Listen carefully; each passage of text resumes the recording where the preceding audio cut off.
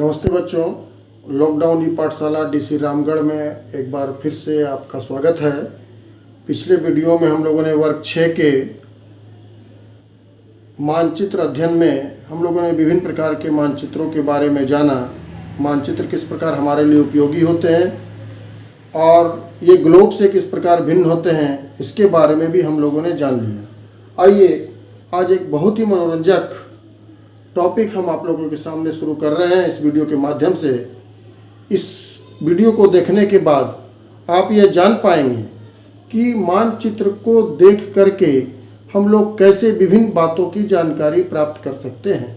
जिस प्रकार यदि आप लोगों को एक किताब दे दी जाए और उस किताब में लिखी हुई जो भाषा है उस भाषा का ज्ञान आप लोगों को नहीं हो तो उस किताब से आप लोगों को कुछ समझ में नहीं आएगा। उसी प्रकार मानचित्र भी अगर आपके सामने रख दिया जाए और मानचित्र को पढ़ने की कला यदि आपको मालूम नहीं है तो उस मानचित्र से आपको कुछ भी हासिल नहीं हो पाएगा। इसलिए आवश्यक है कि हम लोग मानचित्र की भाषा को जानें कि मानचित्र को पढ़ने के लिए, मानचित्र को समझने के लिए मानचित्र में क्या तथ्य दिए हुए हैं, उन तथ्यों की जानकारी के लिए हम मानचित्र की भाषा को समझें। जिस प्रकार प्रत्येक किताब की एक भाषा होती है, प्रत्येक पुस्तक की एक भाषा होती है, उसी प्रकार मानचित्र की भी अपनी भाषा है। तो आइए इस भाषा को हम लोग समझने की कोशिश करें। तो मानचित्र की भाषा को समझने के लिए हम लोगों के पास ये 4 चीज़ों को समझना अति आवश्यक है। इसमें सबसे पहला है दिशा, दूसरा है रंग, तीसरा है प्रतीक चिन्ह और चौथा है पैमाना। आज हम लोग दिशा, रंग और प्रतीक चिन्ह पर चर्चा करेंगे। पैमाने के बारे में हम लोग अगले वीडियो में चर्चा करेंगे। सबसे पहले हम लोग दिशा के बारे में जानकारी प्राप्त करते हैं। जैसा कि आप लोगों को मालूम है, किसी भी जगह के बारे में जानकारी प्राप्त करने के लिए हमको वह उस जगह के दिशा की जानकारी होना अत्यंत आवश्यक है और मानचित्र में भी दिशा के बारे में हम लोगों को ज्ञान होना अत्यंत आवश्यक है।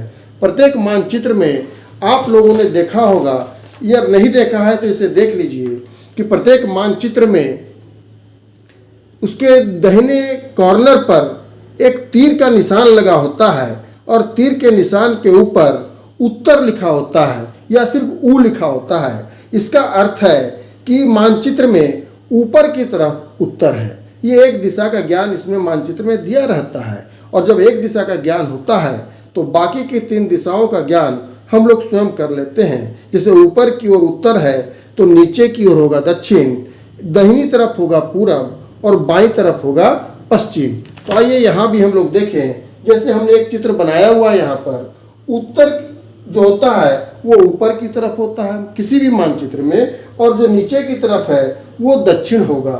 हमारे दाहिनी ओर पूर्व होगा और बाईं ओर पश्चिम होगा। ये जो 4 दिशाएं हैं, उत्तर, दक्षिण, पूर्व, पश्चिम, इनको हम लोग प्रधान दिग्बिंदु भी कहते हैं। ये 4 प्रधान दिग्बिंदु होते हैं। याद रखने की बात है, चारों प्रधान दिग्बिंदु उत्तर, दक्षिण और पूर्व, पश्चिम होते हैं। इस प्रकार ये मानचित्र की 4 प्रमुख दिशाएं भी कहलाती हैं। अब इन दिशाओं के बीच में कुछ और दिशाएं होती हैं।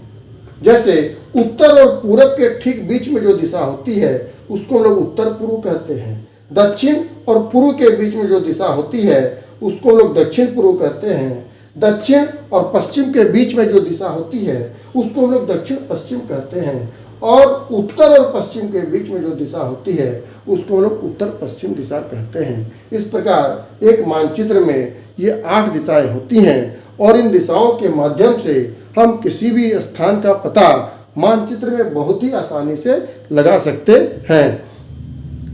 कई उदाहरणों के माध्यम से हम लोग अगले वीडियो में इन सारी बातों को हम लोग जानेंगे।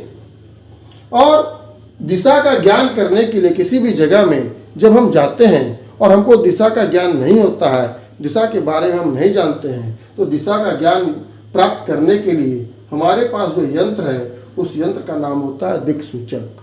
इसको हम लोग बोलते हैं दिक् सूचक, दिशा का सूचक। जो यंत्र हमें दिशा के बारे में जानकारी देता है उसको दिक् सूचक बोलते हैं। इसमें एक चुंबकीय सुई होती है जो हमेशा उत्तर दिशा को बतलाती है और एक बार एक दिशा का ज्ञान होने के बाद हम लोग बाकी की अन्य 3 दिशाओं की जानकारी प्राप्त कर सकते हैं। दूसरी जो सबसे प्रमुख चीज होती है मानचित्र में, वो होता है रंग। रंग आप लोग देखे होंगे कि मानचित्र जो होते हैं वो विभिन्न प्रकार के होते हैं और प्रत्येक मानचित्र रंगीन होते हैं। आप लोगों को लगता होगा कि ये मानचित्र को सुंदर बनाने की एक कला है। नहीं, सुंदर बनाने की तो कला है, लेकिन साथ साथ ये विभिन्न प्रकार के खास रंगों में रंगे जाते हैं। प्रत्येक मानचित्र में अलग अलग तरह के कई रंग होते हैं। जैसे देखिए, इसमें भी कई तरह के रंग है, इसमें कई अलग अलग तरह के रंग है। इस प्रकार इन रंगों का अपना कुछ महत्व होता है और ये रंग किसी खास तथ्य की जानकारी हमको देते हैं। जैसे हम कुछ बातें आप लोगों को बतलाते हैं कि जो नीला रंग है वो पानी को बतलाता है। जहाँ जहाँ मानचित्र में नीला रंग होगा वो पानी को बतलाएगा, जल को बतलाएगा। जहाँ हरा रंग होता है वो वन क्षेत्र को या पेड़ पौधों को बतलाता है। जो पीला रंग होता है वो कृषि को बतलाता है। इस प्रकार मानचित्र में काला रंग भी होता है। काला रंग रेल, रोड, इस तरह की तथ्यों की जानकारी हमको देता है। आप इसमें देखें कि ये हरा रंग है, ये देखिए ये वन क्षेत्र है भारत में, ये हरे रंग का क्षेत्र है। ये पीला रंग है, ये कृषि का क्षेत्र है। और ये नीला रंग है, ये देखिए बंगाल की खाड़ी, ये अरब सागर, ये हिंद महासागर, ये पूरा का पूरा नीला रंग से रंगा हुआ है। तो इस प्रकार मानचित्र में जो रंग होते हैं वो किसी खास तथ्य की जानकारी हमको देते हैं। साथ ही साथ ये मानचित्र को एक सुंदरता भी प्रदान करते हैं। मानचित्र में विभिन्न प्रकार के चिन्हों का प्रयोग होता है। इन चिन्हों को हम लोग प्रतीक चिन्ह कहते हैं। ये चिन्ह हमें बहुत सारे तथ्यों की जानकारी देते हैं। इन चिन्हों को हम लोग प्रतीक चिन्ह कहते हैं। आप लोगों ने मानचित्र में देखा होगा कि इस प्रकार के कई चिन्ह बनाए जाते हैं। इन चिन्हों से ये चिन्ह क्या प्रदर्शित कर रहे हैं ये हमको बतलाते हैं। कुछ हमने इन प्रतीक चिन्हों को आपके बारे में बतलाया है। जैसे सड़क है, इस तरह का चिन्ह होगा तो ये सड़क को बतलाता है। अगर लाइन पक्की है, पूरी लाइन है, तो ये पक्की सड़क को बतलाएगा। अगर टूटी लाइन है तो ये कच्ची सड़क को बतलाता है। ऐसा अगर कोई चिन्ह है तो ये रेल लाइन को बतलाता है। ये इस तरह का चिन्ह है तो ये नदी को बतलाता है कि उस जगह में नदी है। इस तरह का कोई चिन्ह है तो ये कुएं को बतलाता है। सड़क पर आप चलते हैं और सड़क के किनारे माइल स्टोन पर या किसी बोर्ड पर इस तरह का चिन्ह आपको दिखलाई देता है तो ये बतलाता है कि आगे में पुल है। ये नहर का प्रतीक चिन्ह है। अगर पीओ लिखा हुआ है तो इसका मतलब है कि कहीं पोस्ट ऑफिस है। पीएस लिखा हुआ है, इसका मतलब है कि वहाँ पर पुलिस स्टेशन है।